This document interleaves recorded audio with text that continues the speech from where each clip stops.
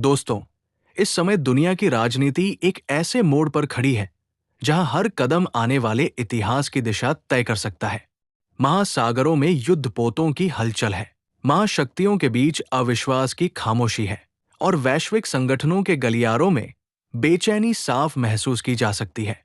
कभी दुनिया को निर्देश देने वाला अमेरिका आज खुद एक ऐसे जाल में फंसा दिखाई देता है जहां उसके फैसले उसके अपने सहयोगियों के लिए भी चुनौती बन चुके हैं।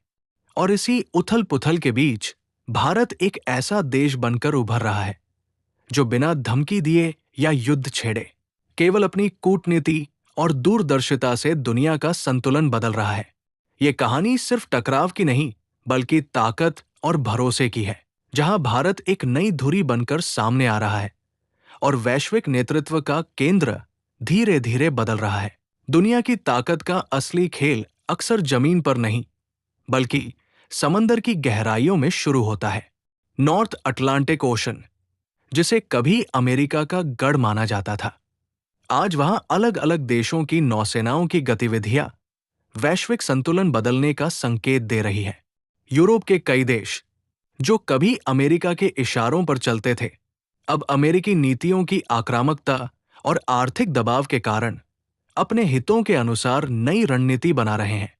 व्यापारिक टैरिफ, प्रतिबंध और एकतरफा फैसलों ने उस भरोसे को कमजोर किया है जिस पर वैश्विक राजनीति टिकी होती है। इसी पृष्ठभूमि में भारत ने हमेशा संतुलन की नीति अपनाई है, जिसका सबसे बड़ा उदाहरण रूस के साथ उसका सहयोग है। जब दुनिया रूस से दूरी बना रही थी, तब भारत ने राष्ट्रीय हितों को प्राथमिकता देते हुए ऊर्जा और रक्षा सहयोग जारी रखा, जिससे ये स्पष्ट हो गया कि भारत किसी महाशक्ति के दबाव में नहीं आने वाला।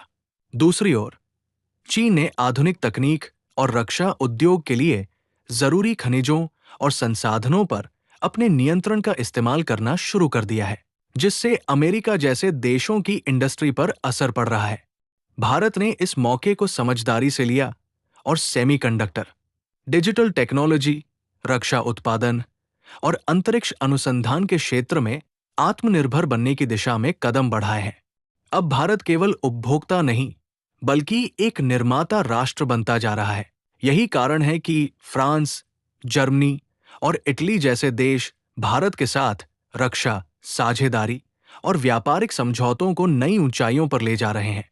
हिंद महासागर क्षेत्र में भी भारतीय नौसेना की बढ़ती क्षमता ने भारत की मौजूदगी को मजबूत बनाया है, जिससे जापान और ऑस्ट्रेलिया जैसे देश भी भारत के साथ सामरिक संबंध बढ़ा रहे हैं। भारत की ये उभरती हुई शक्ति केवल सैन्य नहीं, बल्कि सामरिक और कूटनीतिक भी है।